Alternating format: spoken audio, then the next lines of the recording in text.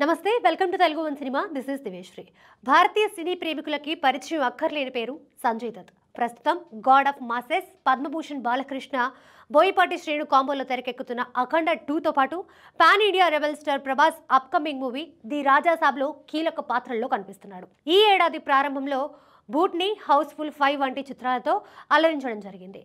సంజయ్ దత్ రీసెంట్గా ఒక ఇంటర్వ్యూలో మాట్లాడుతూ 2018లో నిషా పాటిల్ అనే లేడీ అభిమాని 72 కోట్ల రూపాయల విలువైన ఆస్తిని నా పేరుపై రాసింది. మొదట ఈ విషయం తెలిసినప్పుడు ఎంతో షాక్కి గురయ్యాను. వెంటనే లాయర్లని సంప్రదించి నా పేరుపై రాసిన ఆస్తిని నిషా పాటిల్ కుటుంబానికి చెందేలా చేశాను.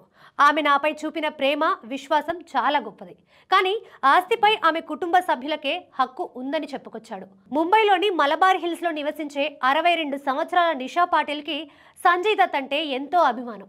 అనారోగ్యం బారిన పడడంతో తన తదనంతరం 72 కోట్ల విలువైన ఆస్తి సంజయ్ దత్కి చెందాలని ఏకంగా బ్యాంకుకి వీలునామా రాసింది.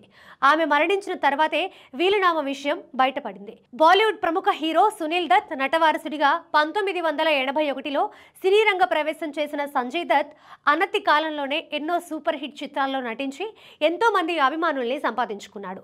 రొమాంటిక్ అండ్ యాక్షన్ హీరో అనే ట్యాగ్ లైన్ పొందిన సంజయ్ దత్ 1993వ సంవత్సరంలో అక్రమ ఆయుధాన్ని కలిగి ఉన్నాడన్న కేసులో టాడా చట్టం కింద 5 సంవత్సరాలు జైలు శిక్ష కూడా అనుభవించాడు. తల్లి నర్గీస్ పేరుగాంచిన నటి.